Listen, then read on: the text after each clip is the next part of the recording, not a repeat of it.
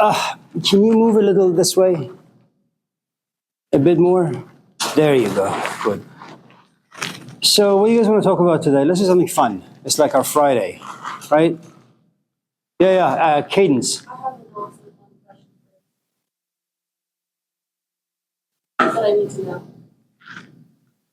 Is it personal? Yuck. Yes. The 3 videos that you provided so far, are we only supposed to do our questions based off of those, or will we upload more? No, that's it. The whole time? For the first assignment, for the first month, yes. Oh, And then once the month is over, you'll get a new batch. That's it? That's it? Jesus, it's awful. Is this from Canvas portal? Yeah. Anyone else with like a question just like that?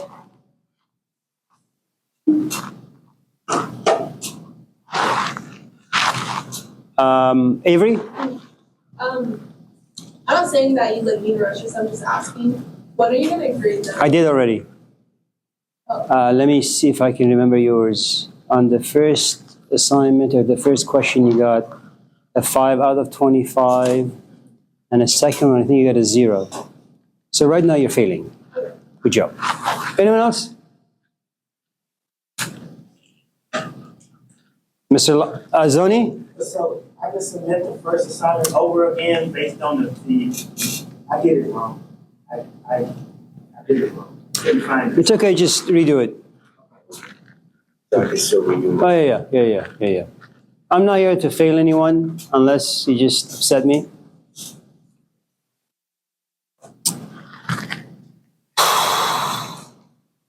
So, any other questions out there that are worth thinking and talking about?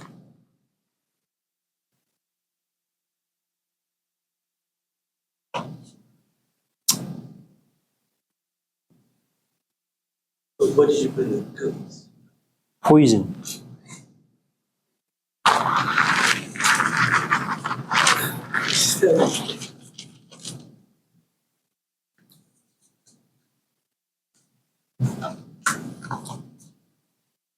Yeah, Abi and then Zani.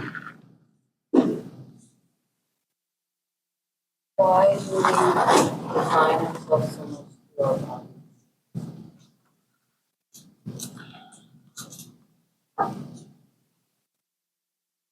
What was the question? I didn't hear it. Why do we define ourselves so much through our bodies? Through our performance, right?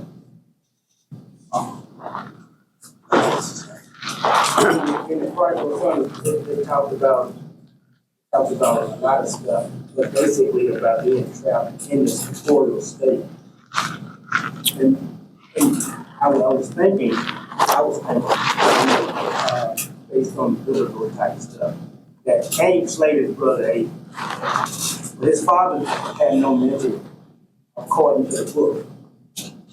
He went to God. God protected him from the horrific deed he had committed against his brother to save him from the other people who wanted retribution.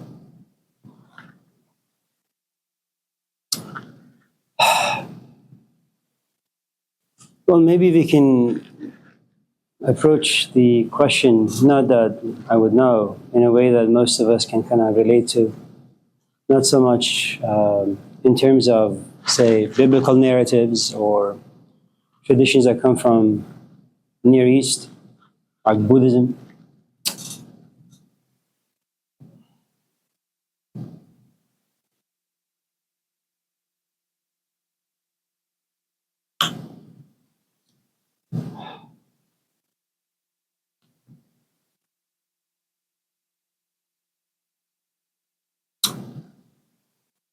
Let me first begin by telling you a very, very cheap story.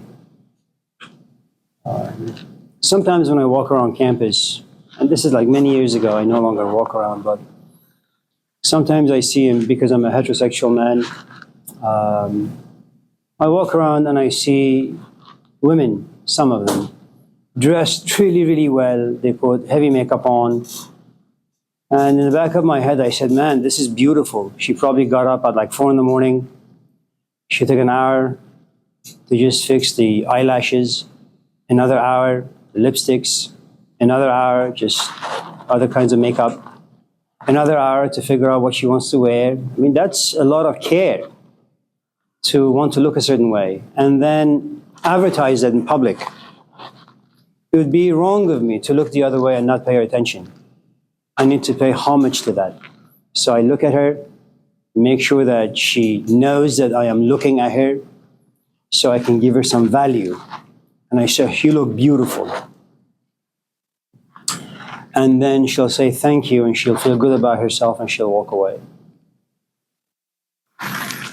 It is really so difficult to get to know someone historically. In other words,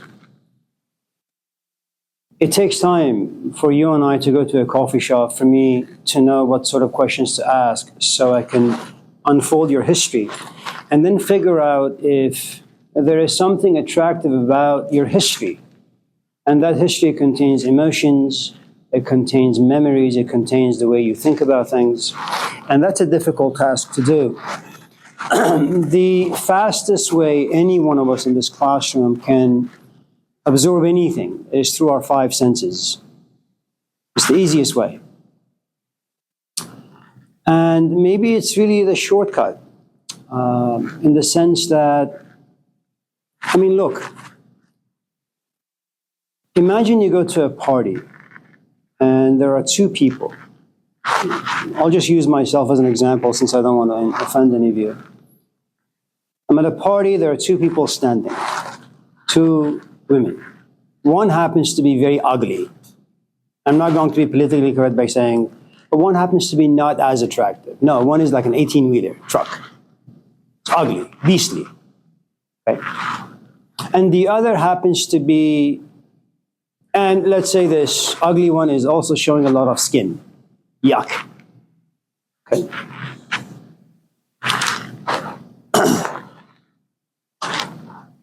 Hello, Connor. It's okay. And then next to her stands a very, very attractive woman.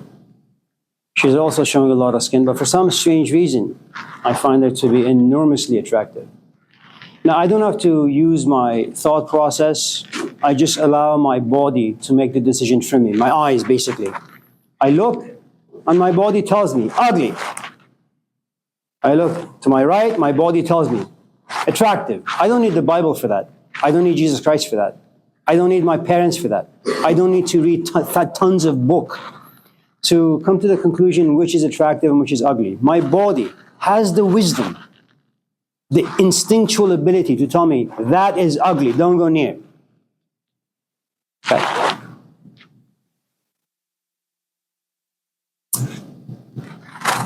Now,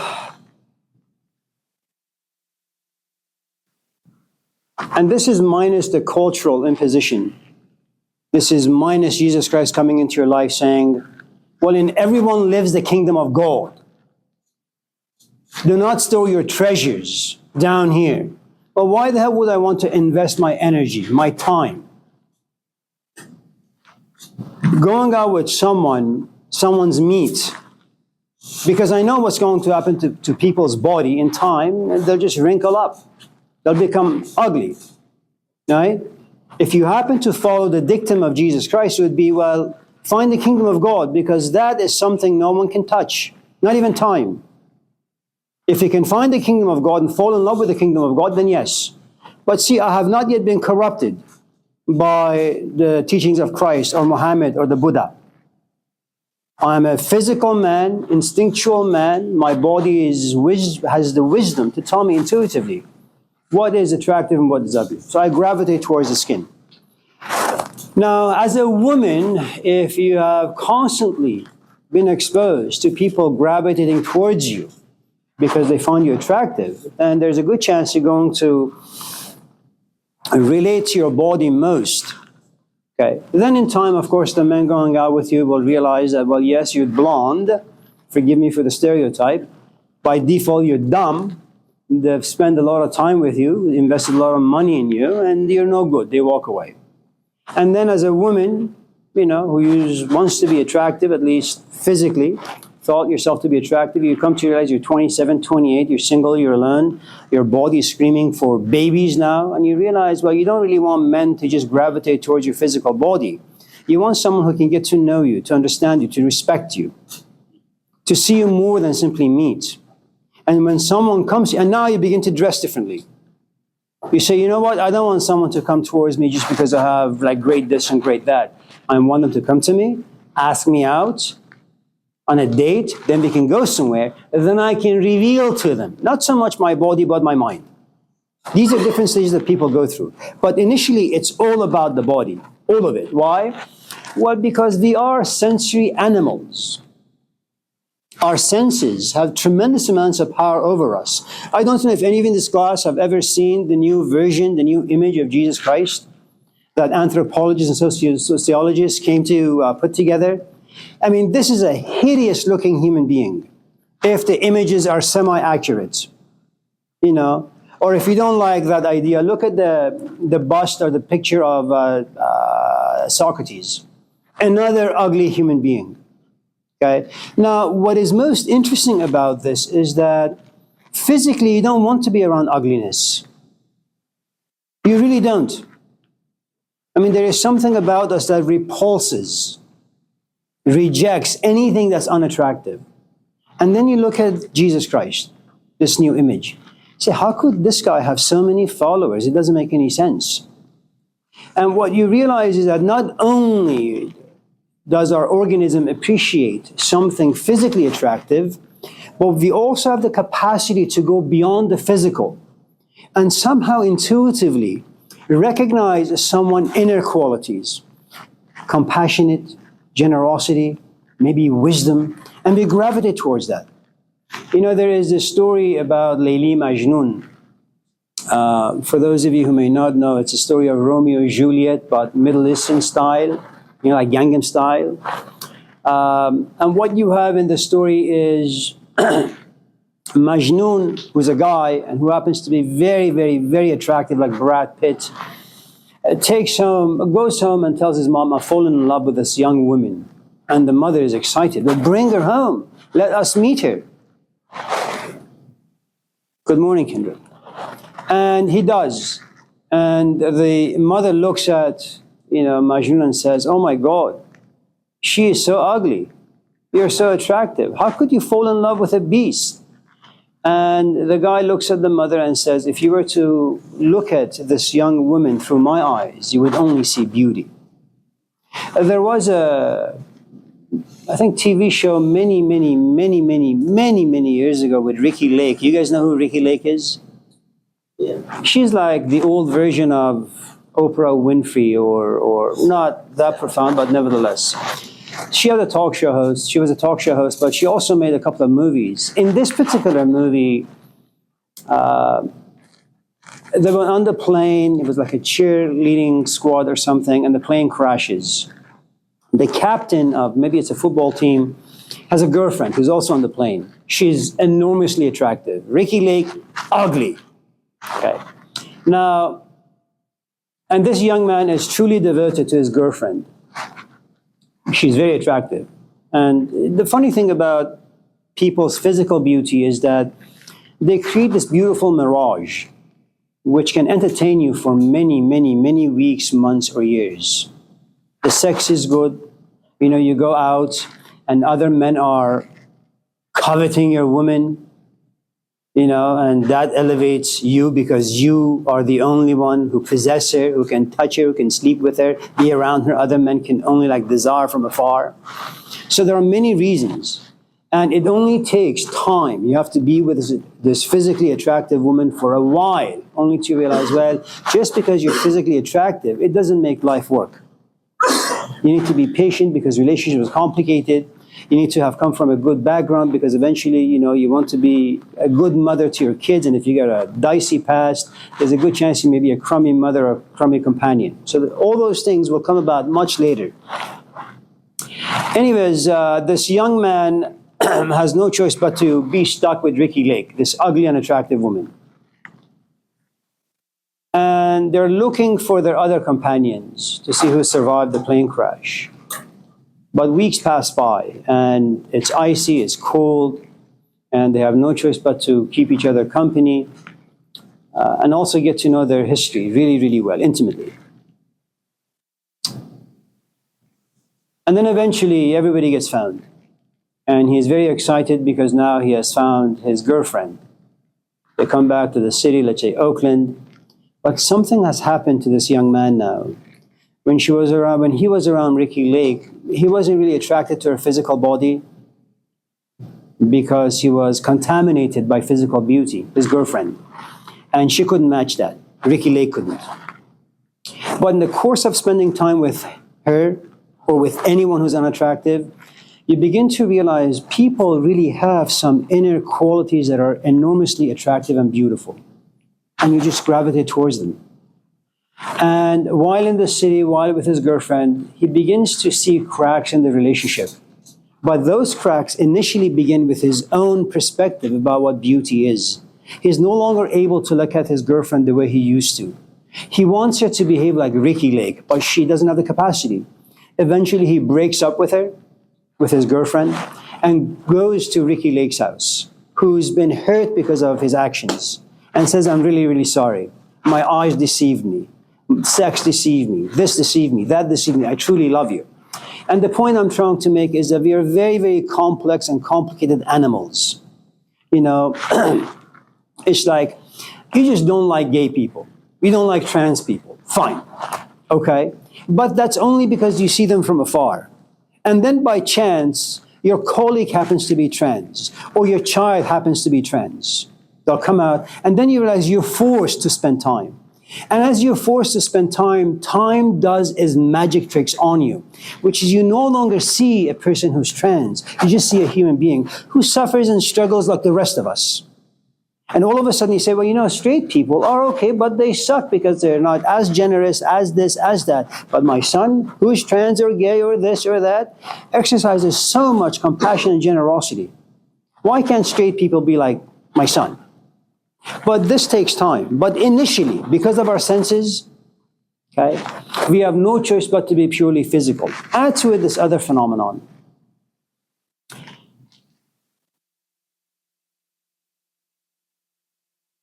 Imagine I go home for a moment and I sleep, take a nap in the afternoon, which is something I usually do, and I wake up.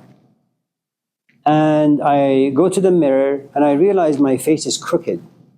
This side of my face has drooped down. And I don't really know what's going on.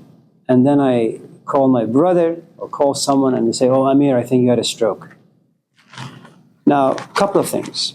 I have been in this body for the past 60 years. I have looked at myself in the mirror for the past 60 years. I'm not a completely unattractive man. The fact that my eyes are green, the culture from which I come, the fact that I have a nice color, the fact that I have bet a lot of men, women, animals in the past like 50, 60 years of my life, okay? The fact that I have put so much value in just the way I look. And now I look myself in the mirror and the mirror says, no, I don't recognize you. It's still me. My history hasn't gone. I still have the same parents. I'm still Persian. I'm still 60. And I'm going to do something really interesting. I'm going to call my boss, Tariq, and I'm going to say, listen, I had a stroke. My physical body is not doing too well. I want to change my physical in-person class Monday, Wednesday, 9:30 to 10:45 to completely online. I don't want to be around people. I don't want them to see my face. And I don't want them to feel disgusted. I don't want my face to distract them. I don't want my value to come down. And you realize, despite having all these lofty ideas about this and about that, when it comes to the deformity of something as cheap and simple and yet profoundly important thing like my physical body, I am impacted. There was a movie with, I'm not quite sure who the other character's name is, with Kevin Spacey and someone else. A really, really good movie. It's called K-Pax. And Kevin Spacey supposedly is a guy who has come from a different planet. He's very clairvoyant. He knows how the people on this planet function. He knows what we're doing. He knows why we desire certain things. He also knows how callous and cheap and stupid and idiotic as animals that we are. And he tries to kind of educate us, but realize that we have concrete in our heads and we are uneducatable, or we are not educatable. Near the end of the movie, this alien spirit that occupied this body goes back home. And Kevin Spacey is left paralyzed in a wheelchair. But the doctor, the psychologist knows that this particular body housed something profoundly precious, wisdom from the planet K-Pax.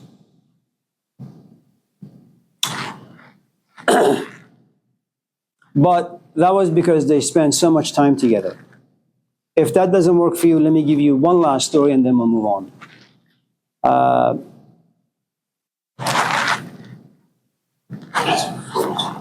I'm sorry? What was the point of Kevin Spacey being in a wheelchair and all that? Well, he had come to Earth supposedly to kind of figure out how people down here live, why they are the way they are, why their society is the way it is, why their politics is the way it is, why they get married for this reason, why they have sex, why they have kids. It's a really, really good movie, despite what you may think about Kevin Spacey now. Yeah. Before we move on to this other story, let me add the following as well, to kind of maybe reveal, at least those of you who are listening or interested, how complicated the organism really is when you go out and meet someone. So imagine, again, going back to the scenario of the two women, one being ugly, one being attractive, and me gravitating towards this attractive woman. I say hello to her, and she opens her mouth and says hello. Now I am using my ears. From far away, all I can do is look at her, and my eyes will tell me, attractive, go. Now I am next to her. I say, hi, what's your name? Imagine she sounded like this. Hi. Oh, shit. My eyes like, my ears say, disgusting. Now there's a conflict. Do I still want to be around her? I mean, if she was to keep her mouth shut for the rest of our companionship, I'd probably be okay with that. She could just text me. Because every time she opens her mouth to say something, even though she may be attractive to my eyes, my ears now overwhelms me and says, listen, tell her to shut up.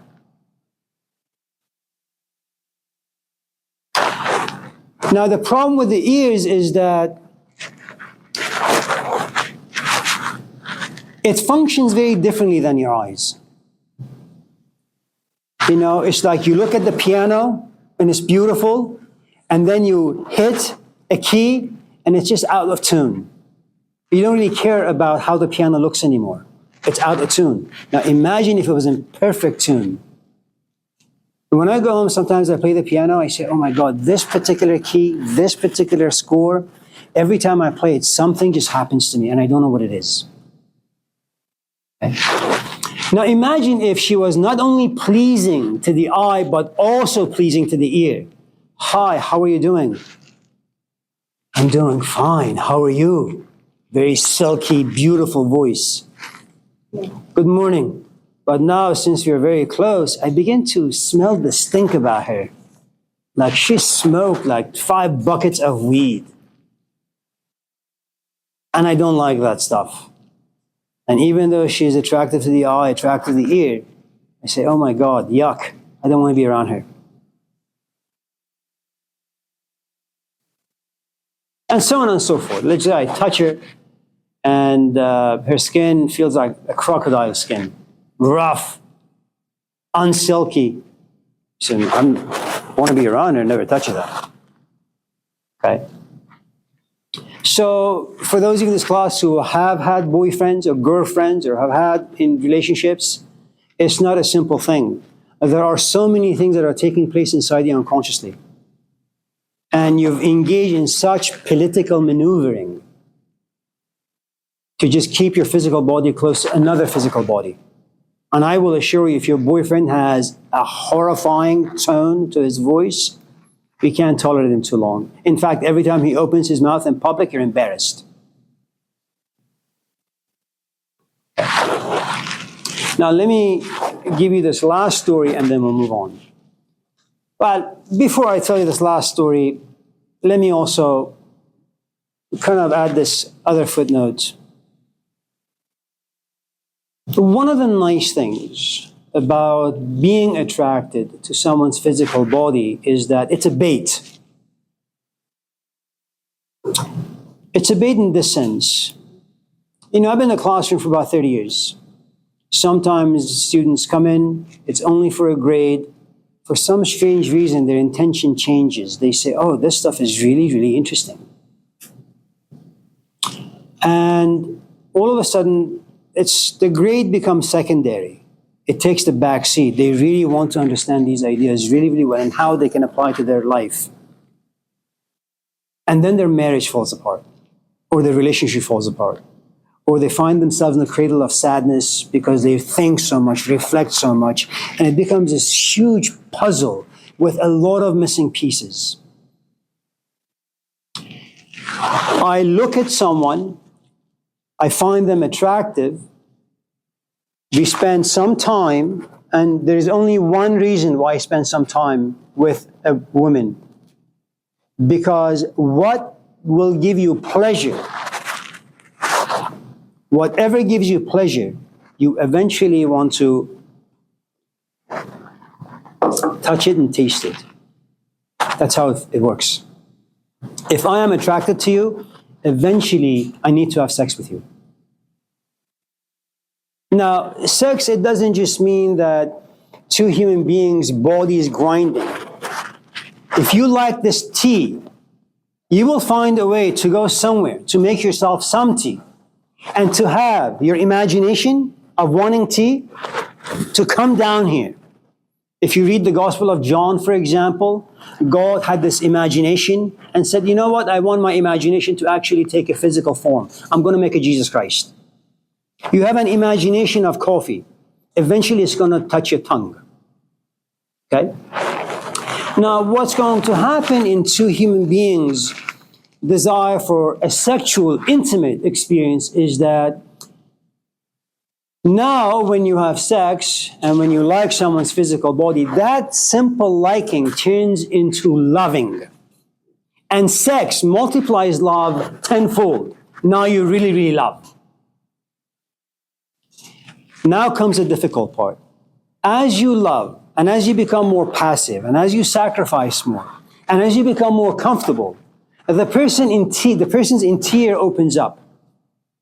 And now you got to deal with the history that they have repressed, the history that's unknown to them, and all the complexities you never fathomed, imagined.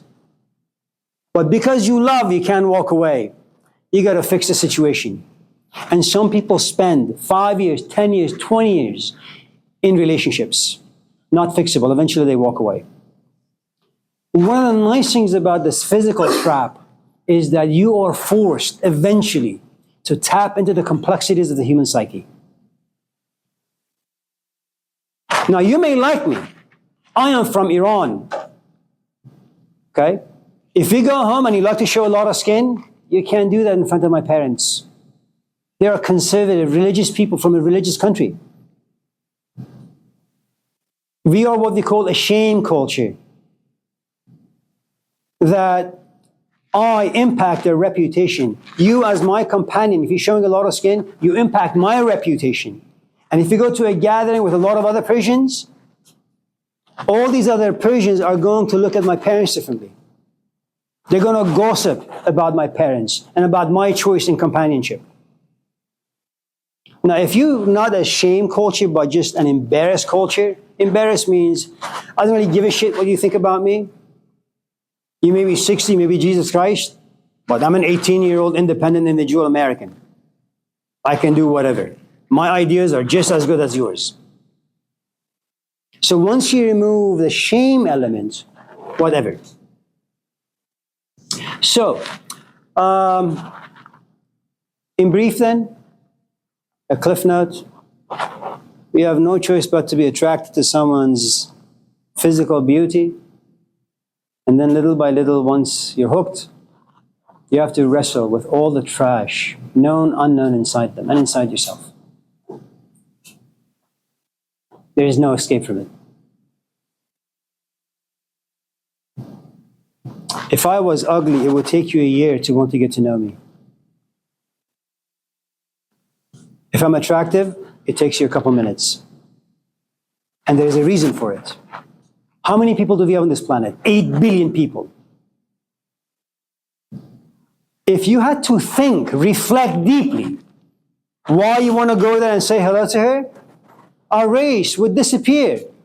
There's a reason why sex is so important. It's instinctual. It's this very profoundly powerful force inside us. It's not put there by God. It's evolution. Every living organism needs to survive. And the way we do it, biology, something about our nature says, go out there and just have sex, lots of sex. And then the guilt and the morals and the ethics, they all come much later. I'm sorry. Oh yes, before we move on to Zoni and Iska, let me just tell you one last story about, and it's a story that some of you know in this class, but most don't. About 15, 20 years ago, I had a friend. She was a serious and serial dater. She came to be about 27, 28. Something about her changed. She said, I don't want to date anymore. All these men are losers. And it's something most of you will encounter, especially if you do dating apps. So women really are in a very difficult situation in 2024 because just the culture doesn't produce good, healthy, mature men. But all that aside, she creates a list. Says, these are the qualities I'm looking for, I want in a man. And it has taken her about 15, 20 years to come up with that list.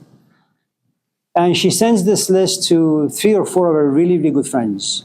And she says to them, should you ever find a man who has most of these qualities, let me know. And after a couple of years of not dating anyone at all, a friend calls her and says, I found, this guy, he's my coworker. We've been sharing the same office for the past weeks or so. You may be interested in him. They go out. So as they're having dinner and some wine and some conversation, she's just checking off these boxes. He meets this criteria and this criteria and this criteria. And unbeknownst to her, he also has a list. 6 months later, they get married. 2 months into the marriage, she doesn't feel well. She goes to Kaiser, diagnosed with MS. Multiple sclerosis. It's one of those devastating diseases. One of the reasons why I can talk, I can walk, I can hold my coffee without any worries is that my neurons, the myelin sheet that protects them, messages come and go very, very quickly. Once the myelin sheets, there's this condom on your brain cells. Once they go bad, the messages get delayed. You want to pick up this coffee and you do, but there is no muscle here. You want to walk, but there is no muscle here, so you fall. And the only way you can survive is by intaking lots of pills. And your body just expands because of the pills you have to take. So one day, and by this time, she can't walk, she can't eat on her own, she can't shower, she can't clean herself, she can't do anything. And she's young, she's like 28, and the guy is like 30. Very young. And as he's bathing her, she looks at him and says, I'm really sorry for ruining your life. And he looks at her and says, you are the most attractive woman on the face of this planet. Now, this particular statement can come in a couple of ways. He's either feeling guilty for being honest, if he was to be honest, or he genuinely feels that. Just let's go with the second scenario. He genuinely feels that he loves this woman. And it doesn't matter if she's like 900 pounds and can't do anything. Okay? He's accepted the fact that he's going to be Jesus Christ, a Lamb of God. He's going to sacrifice his entire life for this woman. Will he have doubts like Jesus? Absolutely. Will he once in a while say, I wish that she died so I could be free? Yes. That's the Garden of Gethsemane story. You doubt. Do you sometimes, because of so much pain, like Jesus, you'll say, Eloi, Eloi, lama sabachthani? My God, why have thou forsaken me? Absolutely. You can't escape doubts. It's all of it. Okay? And then, again, a guy who was attracted to someone's physical beauty comes to get to know her, really who she is and what she's on the inside. And from that point on, he says, I don't really care how she looks on the outside. So again, good luck. Zoni, anything? Yeah, okay. Iska? From my understanding, a part of the question was why we identify so much. Oh, yes. Yeah. I tend to have a little more experience than most Yes. with how I identify with my body. And I find that, well, people who drive red cars tend to get pulled over for speeding more often. Those who own a home tend to take care of it when they first buy it in a way that makes them feel good. When you have a confidence in your appearance, when you feel good in your body, it allows you a freedom that you don't often get otherwise. People could actually, most people here could experience that very same thing if they were to go and find clothes that was the exact opposite of everything they wanted. Something for many would be showing a lot of skin, but for others it could be anything from an extremely pastel or pink look to something incredibly goth. And then go out in public looking in a way that you do not feel okay in. And you will find, more often than not, that your ability to socialize, your ability to feel okay, to do things, to stand correctly, are changed by the way you see yourself out in public. For many, when they become older and their body starts to change, they start to no longer identify with what they see in the mirror. For others, such as myself, they don't identify much earlier on most of the time. And the ability to find what makes you feel you and present that way tends to give people an ability to, let's say, be free Yes. in a world where they might not have. It's very true. Great points. Very true. Very true. Yeah. Very true. Good. Well, anyone else with anything else we can talk about? Avery. How do we, like, push away from, society's, like, good and bad? How do we find what we think is right compared to everybody else around us? Okay.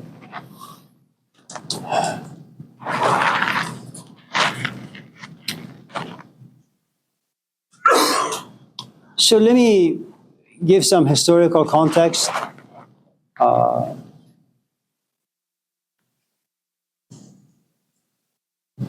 Do you like me? People in the world. I'm sorry? I laugh every once in a while. Well, what do you like about me? Very blunt. So it's funny. Okay.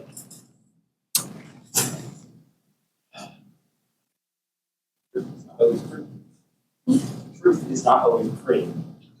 The reason I ask is because of the following.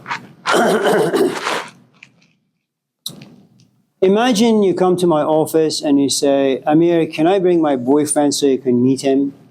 I say, sure. And you bring in your boyfriend, and I say, Avery, can I just have 2 minutes with you? Can you ship your boyfriend out? Say, okay, you look and say, Joe, get out. And Joe gets out, and I look at you and say, listen, Avery, you're 18, you're very bright, dump him. He's no good. stay in school, focus for about 4, 5, 6 years, get your master's or a PhD, and then once your mind becomes a bit more educated, your taste in men, your taste in what is success, what is happy, what is this, what is that will change. And keep in touch with him if you want. And just in case 5 years from now you still desire him, then fine. But for now, don't possess. And then you get very offended. You say, Amir, I'm going to report you to the dean. You're harassing me, you're bullying me, you're this, you're that. Couple of things you need to understand. First, I am 3 times your age. Second, I haven't forgotten what it means to be an 18-year-old young man. I know how it feels to be young and stupid. No money, no education. I'm now married. I'm a bit older.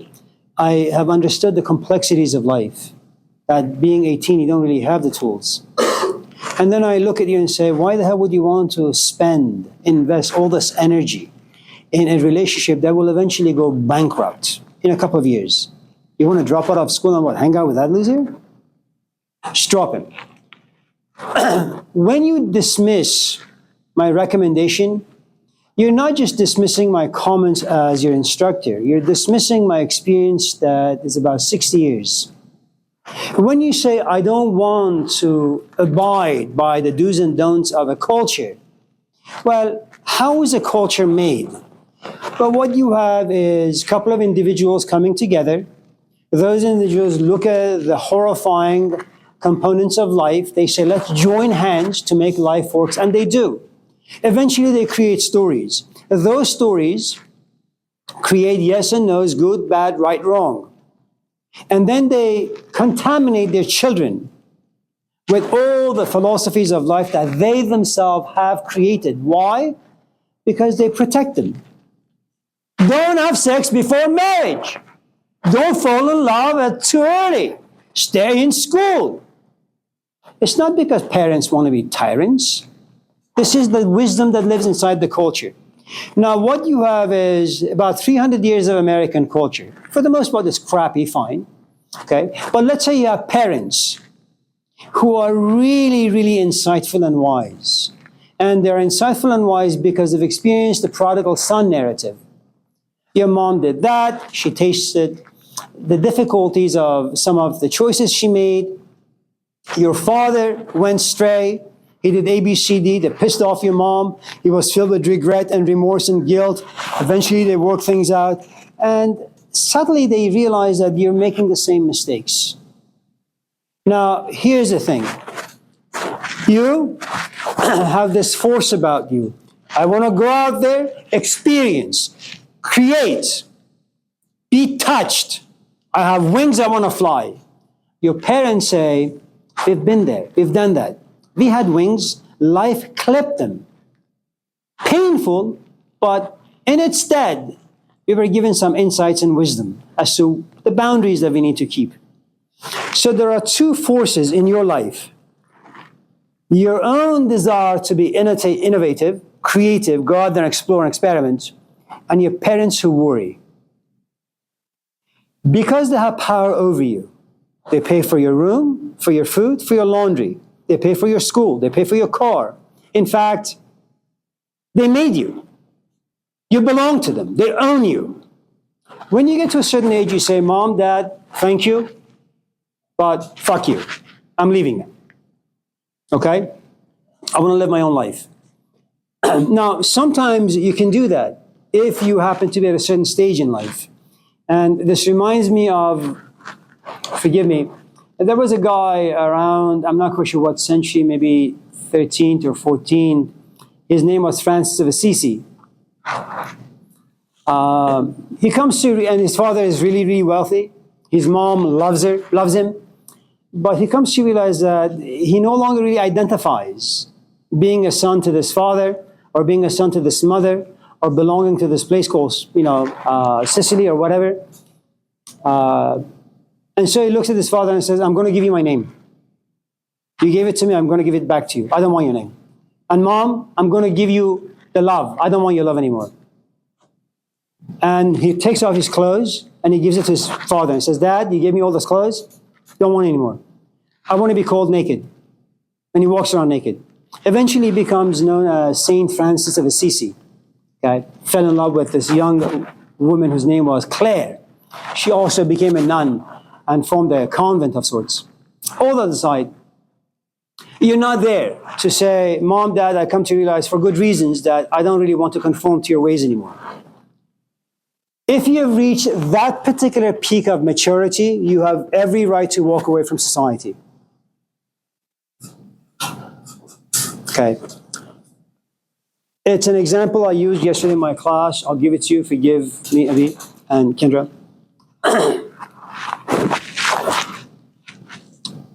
You need society for conformity. Society gives you value. Now, I'm not talking about all branches of society. Certain branches of society gives you value because they validate and confirm who and what you are. If you come to me and you say, I think I'm a boy and I happen to be your dad, I'll be pissed. I'm not going to validate your position. If you go to him, he'll say, let's sit and talk.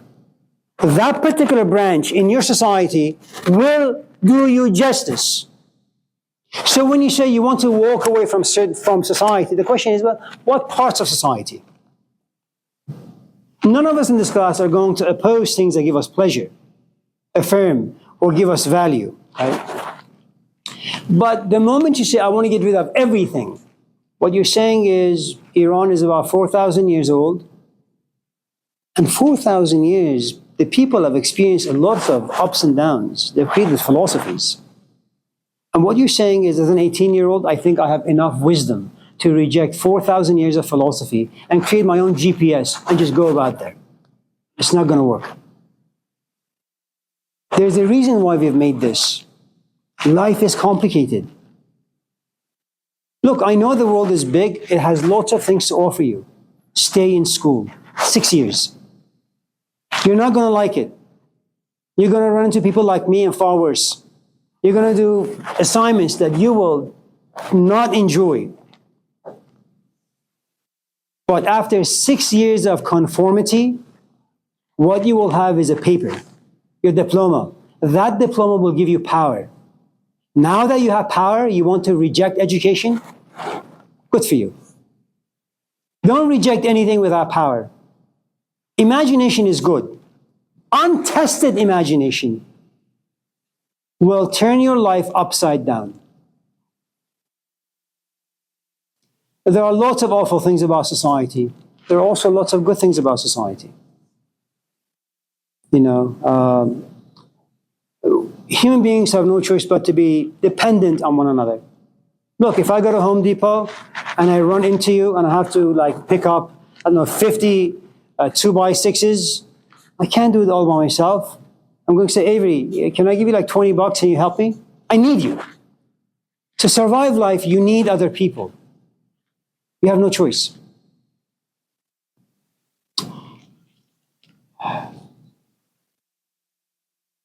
You'll find some hippies along the way in your life. Someone like a Jesus Christ who says, you know what? I know that you like the letter of the law. It's no good. Look for the spirit of the law. You're talking about 2,000 years of Jewish history. You're talking about synagogues. You're talking about rabbis. You're talking about the Old Testament. You're talking about people going somewhere, congregating and reading, and then having food. And this guy comes about saying it's all rubbish. That's devastating. I don't really know if I understood your question, if I answered it, but whatever. Yeah. No man is like you say. You need others. Competition is the law of the jungle, but cooperation is the law of civilization. It's true. It's true. Yeah, it's good. Her, please. Sorry, yeah. But actually, many years ago, I started questioning exactly that. Like, what is right and what do I think is right? What do I think is wrong? And how do I decide? For me, I think it's not the same for everyone, of course, was asking why. Why do I think that person's behavior is bad? Well, because I feel like that's not how they should behave. Well, why do I not think they should behave that way? Well, because I was raised. Well, why was I raised? And if you continue to ask yourself why, eventually you come to a point where either I have a good reason for believing they were right or they were wrong, or, oh, I don't. Maybe I should change how I view that behavior.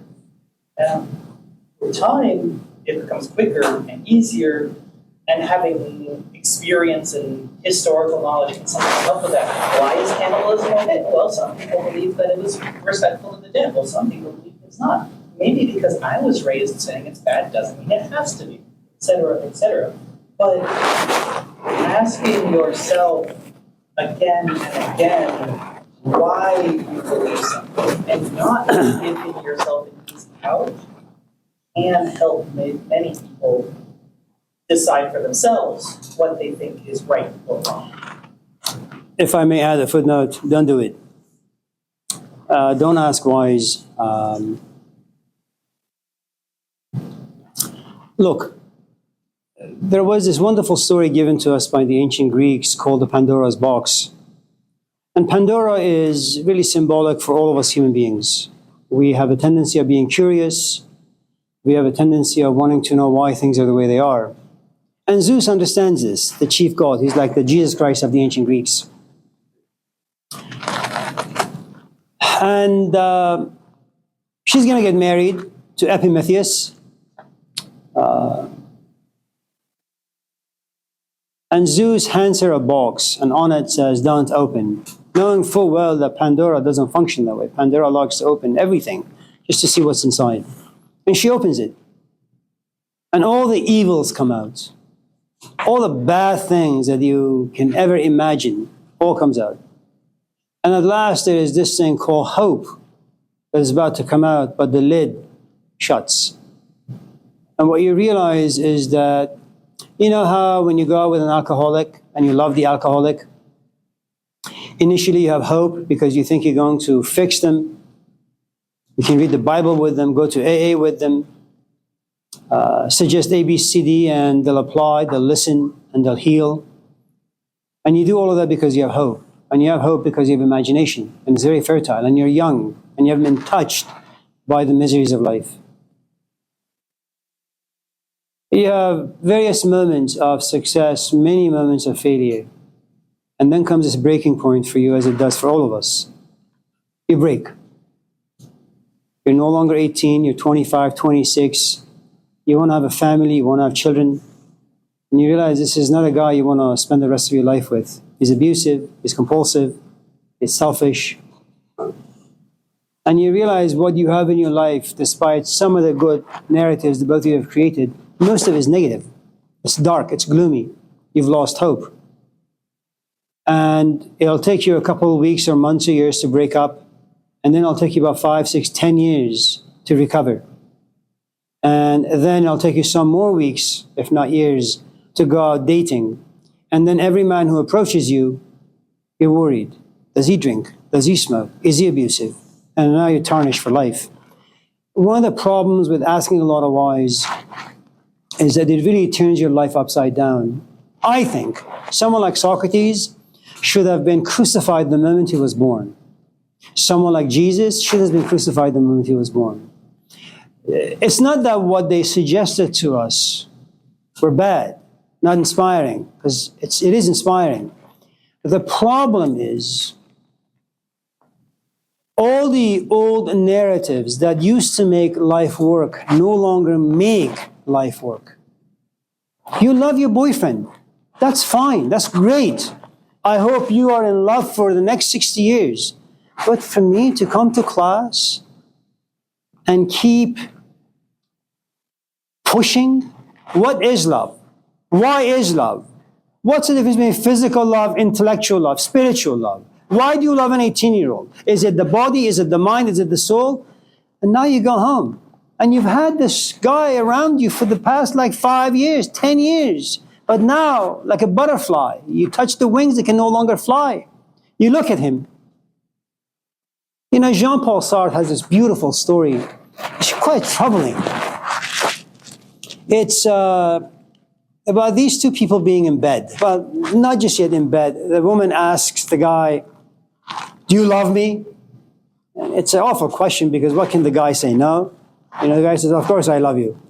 And he says all these wonderful things. "I love you because you have a great mind. I love you because, you know, your soul is like Christed. I love you because of this." And the woman melts like chocolate. You know, she's, "Oh, I'm so great." And he takes his hand and pulls him into the bedroom.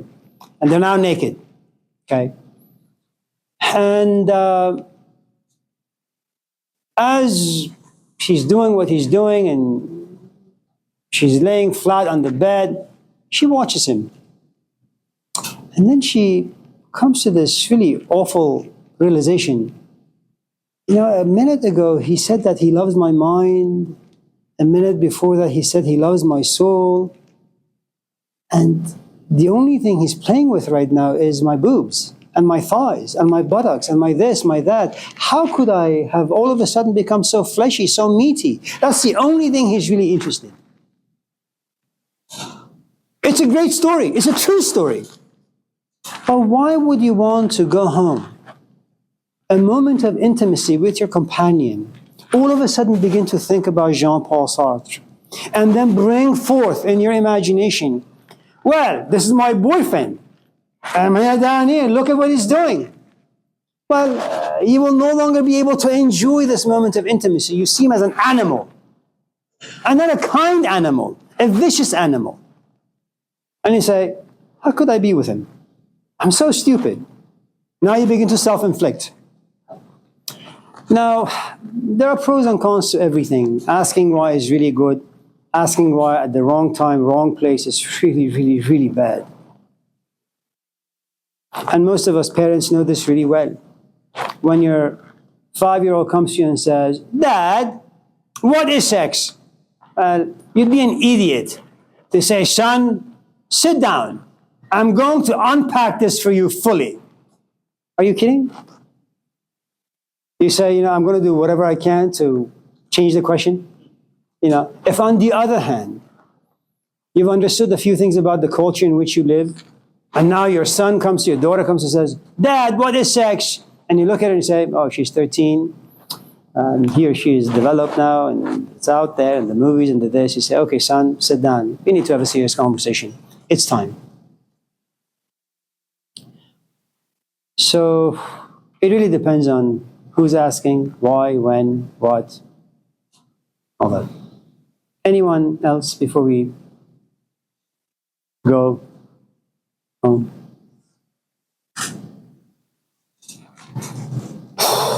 Howard. Kendra?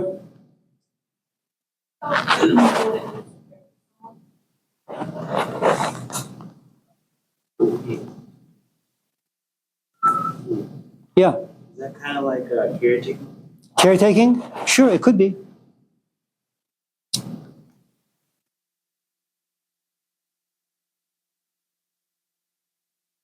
Can you say a question? I forgot.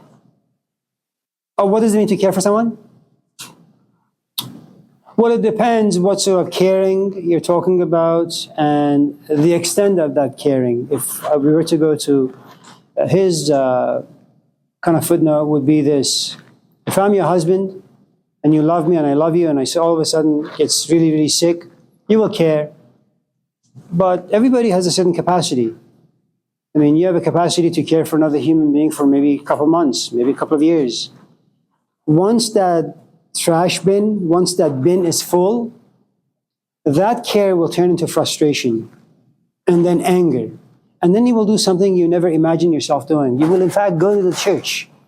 You will find Yahweh somewhere on the cross and you say, "Can you just let Amir die? I'm so tired. I'm so exhausted. You know, he's not going to improve. He's going to get worse. I got 2 kids. I got a life. I got this. I got that." So it really depends on what sort of caring you're talking about. Let me piggyback for a moment on what Iska had said about asking a lot of whys. So initially what happens because of being young, because of desiring to be confirmed by other people from the outside. It's something that Jean-Paul Sartre talked about. Hell is other people. We desperately try to please other people because they give us value. They either make us or break us. So you really care for your interaction with other people. You get to a certain age where you realize, you spend a lot of time being around other people, caring for what they think about you, and you're tired. It's exhausting. You want to figure out what you like, who you are, what you are, and then you begin to ask a lot of whys. This particular quest now, the why, has to do with a good amount of self-reflection. You begin to internalize things. It's no longer about what he said to me that insulted me. Why am I insulted? It has nothing to do with him anymore. That's a lot of whys that you ask, and these are good, healthy whys to ask. Why am I this way? Why do I feel this way? It's kind of like, the example I use often about James Baldwin and Mike Tyson. If you were to look at James Baldwin, and that's something that he himself said, that if someone calls me the N-word, I'm going to look at him and say, I wonder why he's so sick. Maybe I should buy him a cup of coffee and ask him. I have a name, the name is James. He can call for my name. He can tell me, what is your name? And I will tell him. Why does he have to use that particular word? What need does he have that needs satisfying? Okay? Mike Tyson, on the other hand, you call him the N-word, he'll beat the crap out of you. Okay? And it is true that they have different temperaments, different lifestyles, different ways of thinking. But James Baldwin behaves this way because of the many whys that he has asked. Mike Tyson started asking whys about 5-6 years ago. Okay? When you begin to internalize and self-reflect, you've done something profoundly amazing. For the first time, you care for your physical body, your emotional body, your intellectual body, your psychological body, and your spiritual body, physical body. I'd say, Kendra, we have a gathering today. Do you want to come to our house? Well, what happens when you put your physical body in my environment? Well, the kids are going to scream. That's going to make you suffer a little bit. I'm not very interesting. That's going to suffer some more. My wife doesn't make good food. That's going to suffer some more. Do you really want to suffer from 3 areas so you can have, 10 minutes of fun? And when you put your physical body in a physical environment, you'll have emotions. You'll begin to think thoughts. Okay? And then, because for the first time you care where you want to place your physical body, what sort of emotions you want, what sort of thoughts you want to think about, you become profoundly selfish, and that is great. Once you become proficient in selfishness, then you will know exactly what people are worth your caring. In this class, there are people I don't even look at. We spend 3 weeks in this class. Most often they're asleep, they're not paying attention, they're dismissed. I don't care for them. Now, if I was young, like 25, a brand new instructor, I would have this false imagination. I want everyone in this class to like me.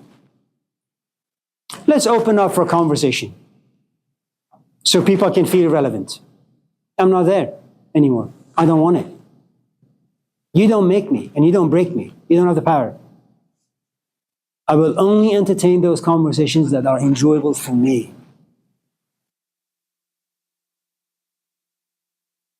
And if I'm good at what I do, then everybody will get infected by the ideas that we share.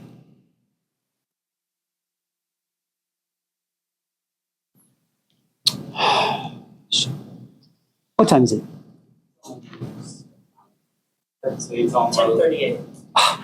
We have 7 minutes of quickie conversation. Yeah, Howard. It's a handful. It's like It's a what? it's a little Okay. I feel on this. Like how do you get like do you make that work? I'm sorry. Say again. I said we're afraid of this Death? and how did you get what do you have to do for one that you die, you know, I just want something.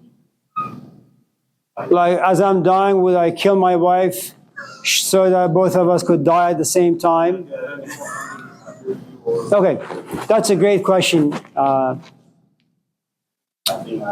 you understood anything about the audios on Canvas?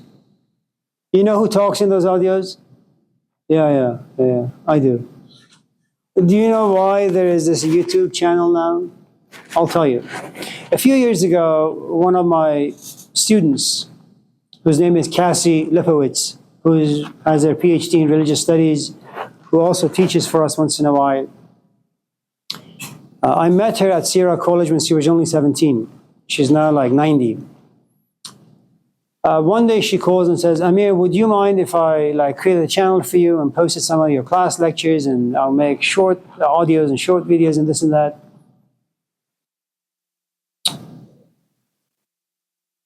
And this was at a point where I was getting a little older now. And by nature, I like to think about death. It's a fun thing to do for me.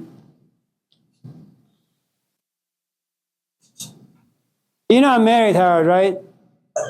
I am married. So just in case you got intentions, I'm just letting you know. And the idea came that when I die, well, nobody wants to go through life being alone, being lonely, being sad. What's my wife gonna do? She's gonna date. I don't like that idea. I'm dead, sure. You know, I'm like in this unfeeling state now.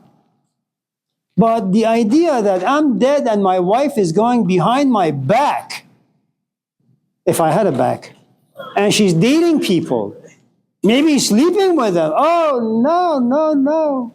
So you know what I did? I told Cassie, yes, make a YouTube channel for me. And my wife listens to them all the time.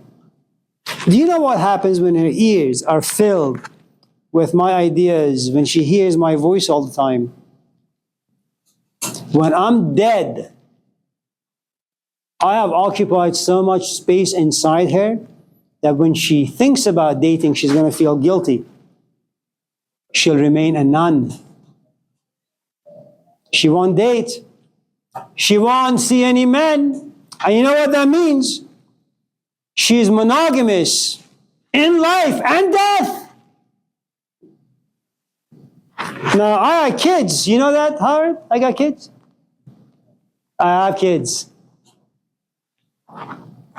Things that people do without knowing, but all that aside.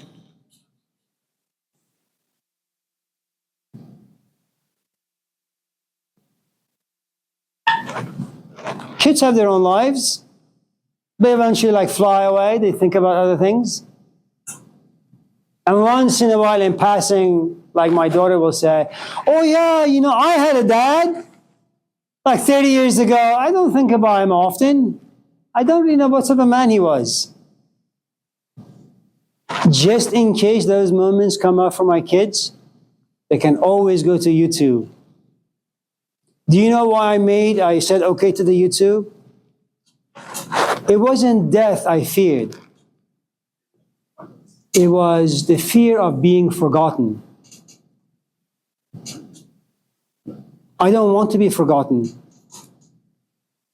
And this is something you will encounter when you take my world religions class, because the first story we'll talk about in that class is the Epic of Gilgamesh. I don't want to die, not because death scares me. I just don't want to be forgotten. Do you know today when it's finished, this class, I won't think about you, Howard? And do you know why I won't think about you? You haven't left an impression. I don't think about you because nothing you have said, your physical presence, has had zero value for me. You occupy zero space in me. I don't think about you or anyone else. Think about that for a moment. And you realize that, well, what kind of a relationship do you really want to have with people? I mean, do you want to just be their friend just for the night? Maybe for a week? Maybe for a month? Or do you want to have a lasting impression? Why do we talk about Malcolm X? What the hell does he have? Gilgamesh, about 10,000 years old, we talk about him. Why? And you, and me. Once you and I die, no one is going to talk about us. Is the form of greed? Yes. Is the good greed to have? Yes. Why? Because you will read the autobiography of Malcolm X and you say, I want to be like that. Or if you want to be a chess player, you say, I want to be like a Magnus Carlsen. You want to be remembered, man. And you know why? Because you compete with God. You want to be eternal, immortal. Fuck. Anyways. Howard? Sorry about that. This answer is just a part of the question. Answer which one down before after your death. Didn't answer like how you death. Oh, I like to die in my sleep.